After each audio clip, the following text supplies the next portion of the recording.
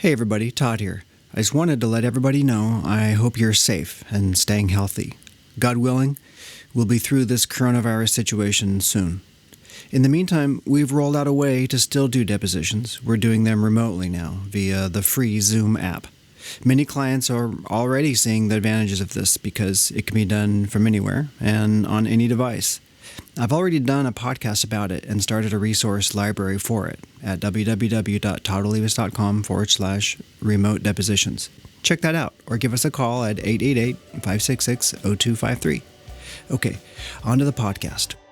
Welcome to the TOA Storytellers, everybody. My name is Todd, and I'm joined by Rick and Jonathan. Hey, Rick. How you doing? And Jonathan. What's going on? Hey, JD, show your camera around. That's so cool. So you're in the... I'm in Regis in San Diego. I don't know if you guys can see it. Petco Park. You can actually see it right there.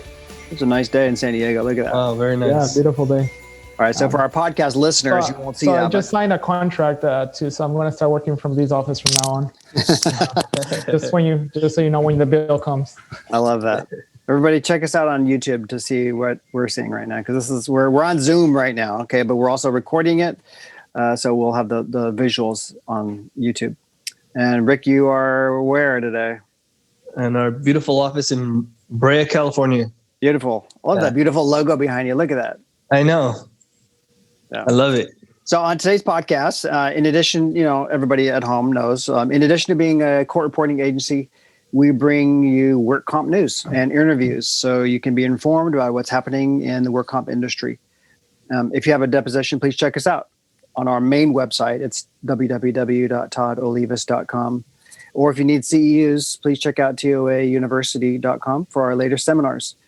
Or if you just want to listen to this podcast, leave us a kind review. That's very much appreciated. Subscribe too. If you subscribe, that bumps us up. Oh, yeah. Yeah. Smash that like button, as they would say. Right? 5-star review.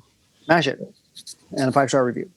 So on today's podcast, we're going to talk about a motorcycle chase. That's my little zinger on the side. You guys didn't know about that one. But the motorcycle chase. But also a bus driver is charged after a video showing allegedly that contradicts description of his injury. What? Her injury. It was her injury. Lady driver. Thank you for correcting that. COVID claims are in the county drops in January. This employer can set aside the default in contract dispute with comp carrier. If I could type, I would also speak correctly. Anyway, and also a hospital worker charged with 24 counts related to comp fraud. And of course, we'll round it out with a pharmacy owner who pleads guilty to conspiracy. So that's all up today on TOA Storytellers Podcast, News Edition. But speaking of TOA University, by the way, we have an event next week, February 23rd. Tuesday. How are we looking on that? I hope we look good. Comb my mustache and be ready. We're doing great. 223 people registered so far. We're going to open up extra spaces for those that want to register. Yep. toddolivas.com/register. Yes. One CU live webinar. So it's a live webinar. There's going to be raffles and good material. Still have a little bit of space in there. So, we're looking forward to that. So it's a great way to start off the year. We like to have, events out in the future. And so this is the first one for the year that we've done. We spent January planning it, and now it's already here. And hopefully we can roll out CU classes at least quarterly, right? Mm-hmm. Do you think we could roll out a few more than that? So that would only mean 4 a year, but we could probably squeak in maybe another couple, I think, somewhere. Yeah. Oh, definitely. Absolutely. Right. Can you see my screen? Yes. So I pulled this up because I thought for sure this is Rick Castro. High-speed motorcycle chase through LA County, ends in Anaheim. You don't live in Anaheim, but you live near Anaheim. But I was watching this on the news last night, and that guy he was evading police on his motorcycle, and the helicopter was following him, and he was going at least 120, 130, they said, for mile after mile after mile, just dodging, weaving, and blowing the cops all behind. There's no way the cop car could keep up with that. And then eventually the helicopter was going to run out of gas, so they had to cut the feed, and I think he got away, as far as I know. Wow. Yeah. No, I didn't see this one, but I saw one. Was it 2 days ago with the van? Did you see it? Where the guy runs out of the van? Yes. In his backpack. He Like was just too tired. He was too tired. He couldn't do anything. I know. I think there's more of these because people are going crazy. The COVID has kept us all locked up. They got to get out there, hit their open road. Can you guys see me? Don't do it like this. Yeah, I can see you.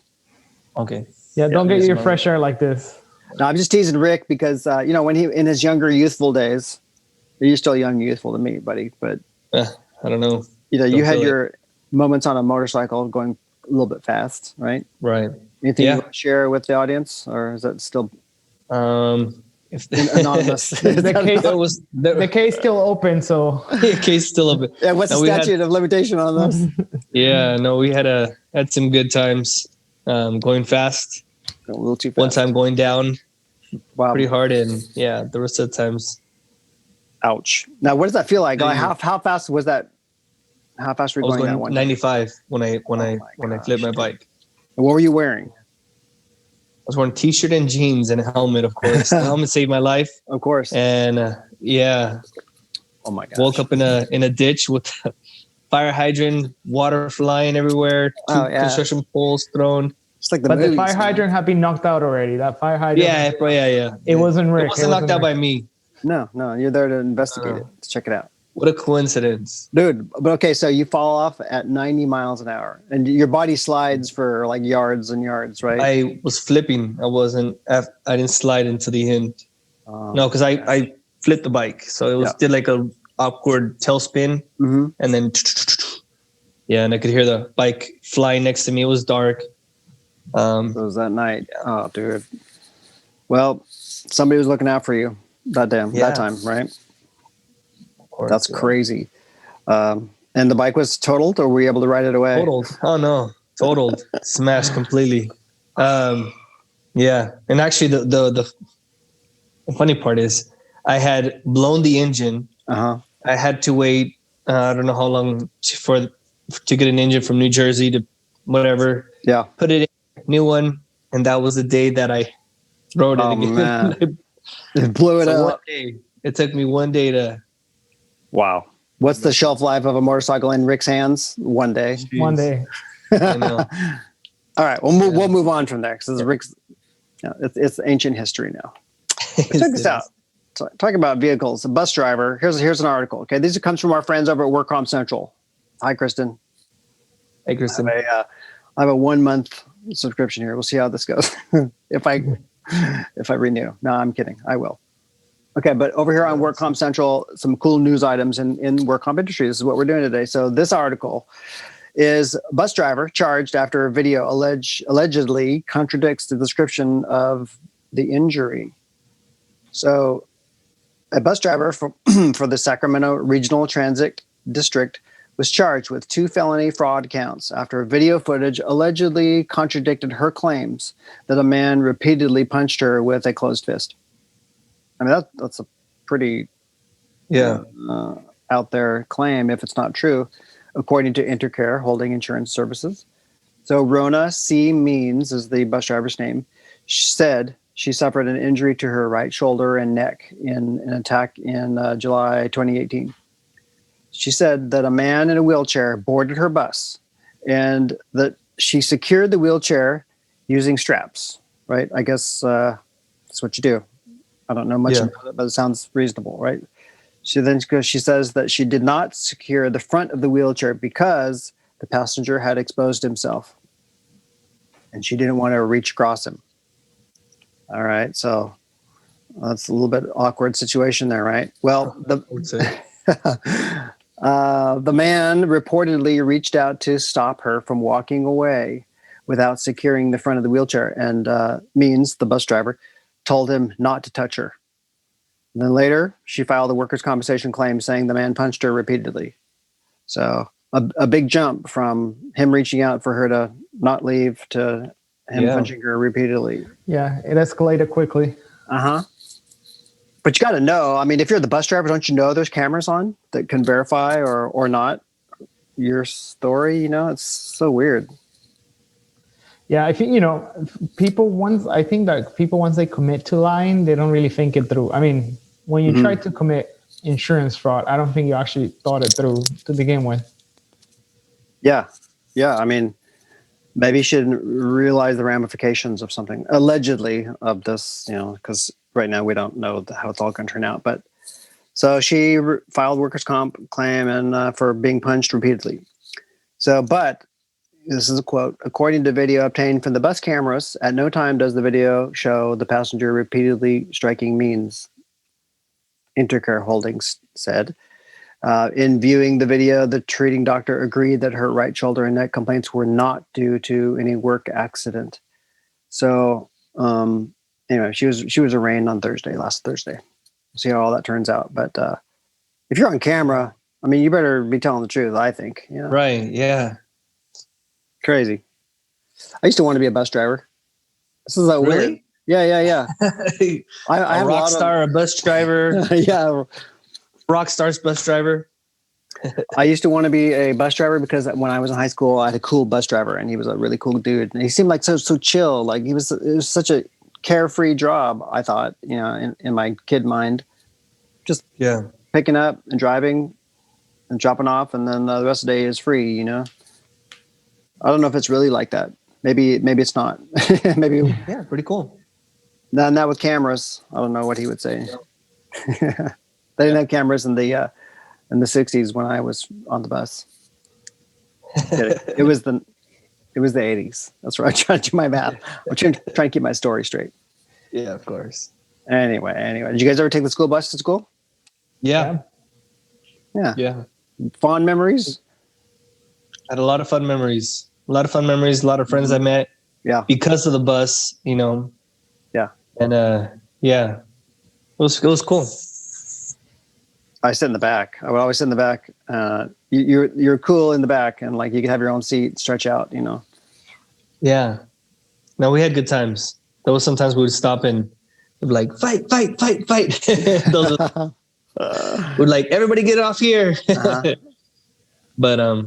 I didn't have a cool bus driver like you did, Todd. So I moved on for those memories of wanting to be a bus driver. Some of them, like, I guess I used to like driving or something, because like one of my favorite jobs I've ever had was when I was a pizza delivery guy. I still love that job. Really? Yeah. Like if money was no object, you just do whatever you want, I'd probably just be a pizza delivery guy. Seriously, I love pizza. I like driving. It's like Santa Claus. You're bringing joy to the house. I love it. I mean, no one's mad at the pizza guy. I had the most unreliable car too. For some reason, I was convinced I needed an MG Midget, a 1978 MG Midget, which sounds cool. It looked cool. It was like those little sports cars from England, Super unreliable. I was always under the hood working on it, and I had no money, so it was always in the shop, right? Or I was always on blocks trying to fix it. So I remember having to deliver pizzas in my mom's van, my mom's big giant camper van, because that was all I had. So I was like delivering pizzas in this RV, happy as can be. Just loved it. Just living there. Okay, let's move on. Here's another story. COVID claim count drops in January. So the number of COVID-19 claims filed in January fell from a record high set in December, the California Workers' Compensation Institute reported. So the data shows that, let's see, where are we? February 8th shows that, 14,718 comp claims for COVID were filed in January. And that's down from the 37,993 that were filed in December, but higher than totals for all other months except November, 15,000 claims. So it looks like total, and I wouldn't have known this answer. Would you guys have known that a total of 123,740, 123,000 cases have been filed since the pandemic started, including 640 death claims. I was off by 2. I thought it was 123,738. So 2 off. You're pretty close. Good guess. Almost there. But even you're not perfect. Yeah. No, but that's perfect mustache though. So true. Yeah, every week we're gonna check in with that mustache. Yeah. I'll meditate. I have half of a can of wax, so once that's gone, it might be time for the mustache to go. But the shave. Oh, I'm man. committed so far. We'll have to donate. We'll have to get a GoFundMe account for that mustache. It was funny too because my Gaston, he hadn't seen me in a while, and so right now I popped into his Zoom. He goes like, "Who is this?" So I take off my mask. And I'm like, "It's Jonathan." He goes like, "Dude, nice mustache." I know. I think we need Jonathan's mustache cam, like a live feed at all times. For the progress. That'll be cool. Look at that bad boy. Again, everybody on podcast land, you can't see that, but go to our YouTube page. You'll see it because we're recording this. So, okay, I don't know how much more of this I should read. Let's see. Any other data here that looks interesting to anybody? Let's see. Denial rates vary sharply based on the industry. So. Oh yeah, exactly. Yeah, exactly. So the overall denial rates vary sharply by industry, and that means, for example, the institute said that the denial rate for public safety and government workers in November was 16.9%, almost 17%. In the same month, 71.5% of claims filed by transportation workers were denied. So a lot of it depends on how much exposure you have to the general public, I'm assuming. But total, so they aggregated them all together. See, where was that number? Where was that number? Okay, yes. Taking a longer term perspective, the denial rate for COVID-19 claims across all industries during March, so from March 2020, when all this started, through last month, January 21, the denial rate has been 28.6%. So if that's right there. Okay. Let's move on. Here's a news story. Employer can set aside default in contract dispute with comp carrier. Okay, so as a non-attorney, I wasn't going to assume I knew what set aside default meant, right? So I pulled it up. I'm going to stop sharing, and then I'm going to share my browser screen because that's where I Googled it. Let's see, where? Google Chrome. You see that? Google Chrome? Yeah, we see it. Mm-hmm. Default. So what does set aside default mean? Filing a motion to set aside a default judgment gives a defendant another chance to fix a mistake and move a case forward. So, but that doesn't necessarily mean the defendant wins. All the motion does is set back the clock. Yeah, it's basically, because it was the judgment on the case was based off on inaction from the defendant. The defendant never answered or participated in any proceedings. So by default, there was a judgment that was made. That's right. Yep. So think of this motion as a way to get the judge to review the case on instant replay. And so back to our story. Share the screen. Back to Acrobat. Okay. So what was the case on this one? What happened? There was a lawsuit between the insurance company and the employer. It's saying that the employer had misrepresented some of the figures and the things and needed to get the workers' comp insurance coverage. Right. Yes. So they sue them over the premium and some other things. And because the defendant, the employer never answered any of the notices, the judge ruled, but it turned out that the sole owner of the corporation had been undergoing cancer treatment, which, proved excruciating circumstances as to why he was unable to, answer or reply to any of the notices or the court dates. And they also, I guess, they had the wrong address. So it was a couple of things. Obviously, it does prove that it wasn't necessarily bad faith on the side of the employer, but there was excruciating circumstances that made it, outside of his control, why he couldn't. Yeah. So it was surprising to me because I always figured, man, if you've been served, you've been served. And there's no excuse, I was sick or I don't live there anymore. That's my old address would fly. Well, apparently in this instance, so this is Employers Compensation Insurance Company versus Designer Studio, Inc. And Jonathan, you're right. It was Employers Compensation was suing Designer Studio because alleging it had made misrepresentations to procure coverage. Okay, so they had a beef with them. So they served the guy. They served the CEO at his listed place of a process server mailed copies of the complaint and summons to Lorenzo Bailiu, I think that's how you would say his name, Designer Studios Chief Executive Officer. He's the sole shareholder and designated agent for service of process. So in any business, there's a person that's listed as the agent for service of process, and their address. So they did that, left copies. The processor left copies of the complaint and summons at those addresses, and so they thought they were good. Well, the guy was battling cancer at the time and didn't even live there anymore. It was an old address, apparently not updated in the system. So he didn't show up for court, right? And when you don't show up for court, so Designer Studio did not respond to the complaint. So employers moved for an entry of default, and it was granted. A court clerk granted the request in April 2018. So he finds out about it. The owner of the company finds out about it, and he owes $38,000. So the bank takes it out of his account. So they get a judgment, and then all of a sudden $38,000 one day is missing from his account like that. And so that's when he woke up. It's like, what happened? And that's when it all unraveled.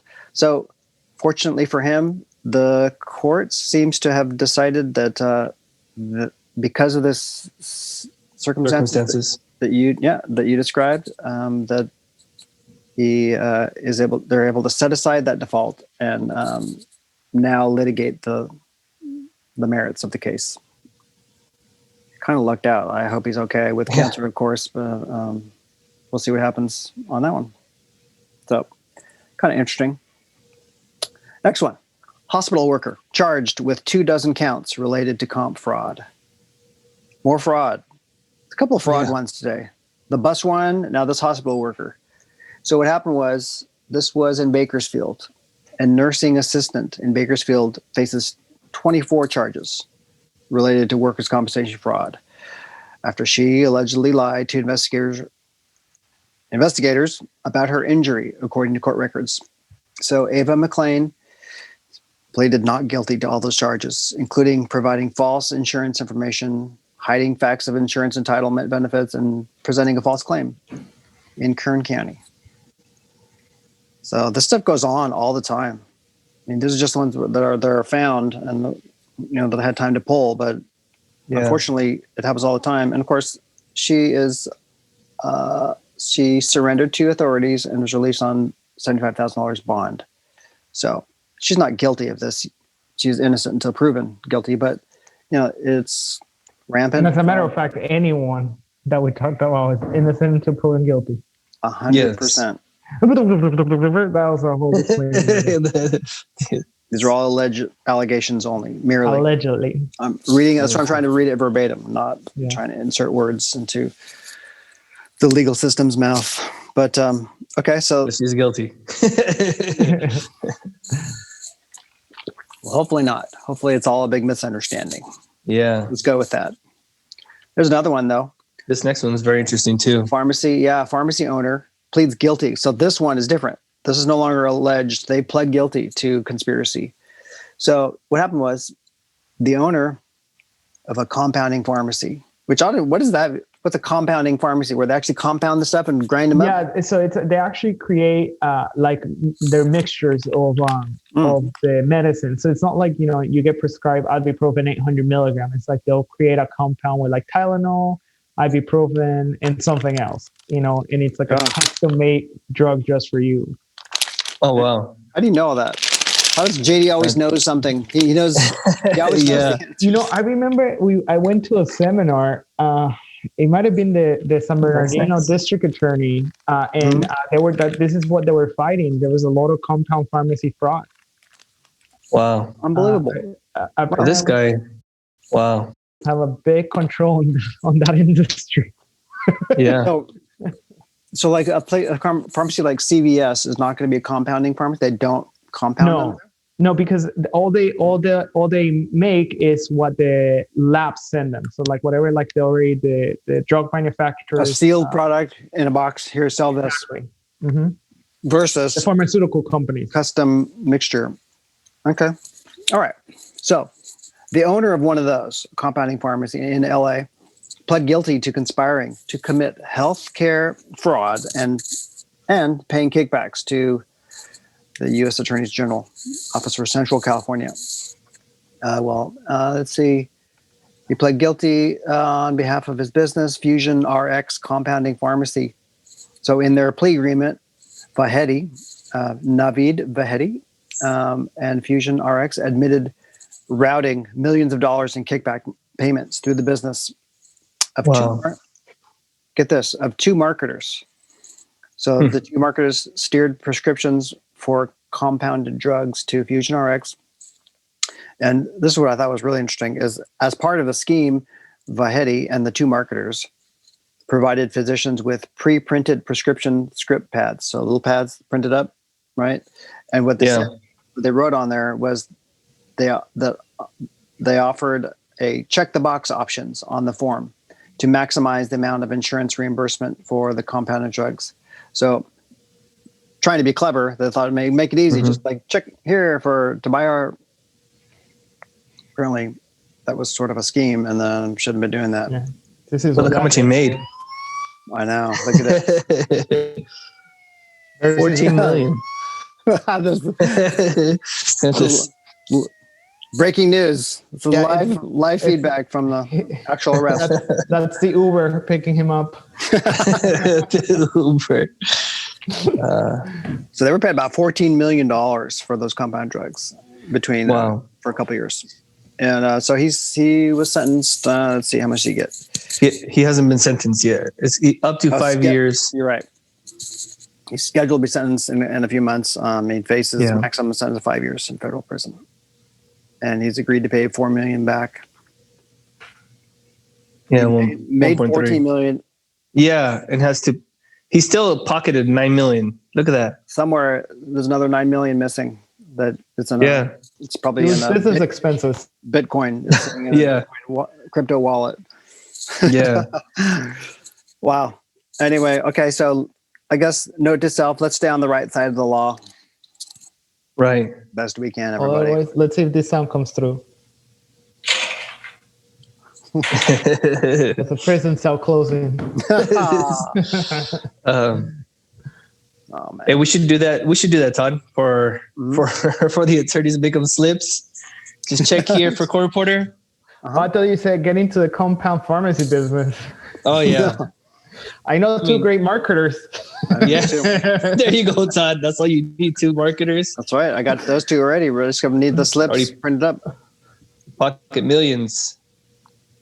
Wow. Well, lots going on. Super grateful for everybody listening and tuning in. If you guys need some CEU credits, we have a register. I'm going to put out 5 more spots right now. Just for you. Just for you. For the first 5. For the first 5 only. I know. But wait, if you sign up right now, we'll let you bring a friend for free. That's right. Yeah. I love the faux urgency. It's like the fake scarcity. Like we no, but we have over. Should we say how many people we've pre-registered for this? Yes. Let that out. Okay, what's the exact amount as of we speak right now? So we're recording this Thursday, February 18, 2021.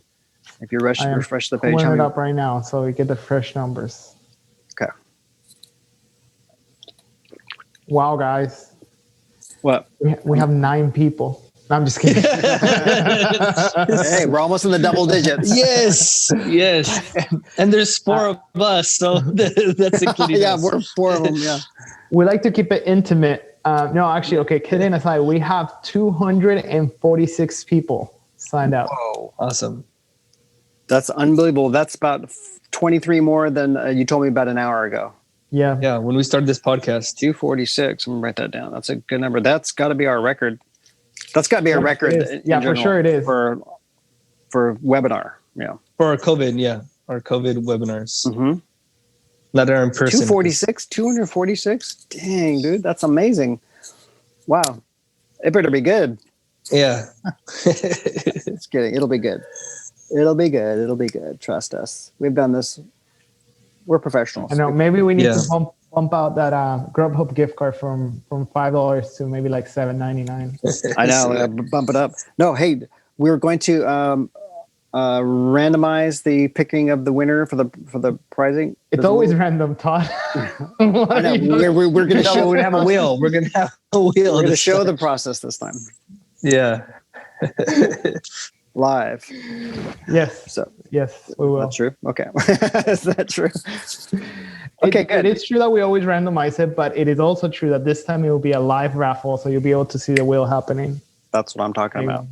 I love it. That'd be awesome. Yes. I'm excited with our host, our presenter. We might need to Jim. start getting legal counsel for this podcast. I have to have it cleared with our attorneys. On the description, don't mind all the legal disclaimers.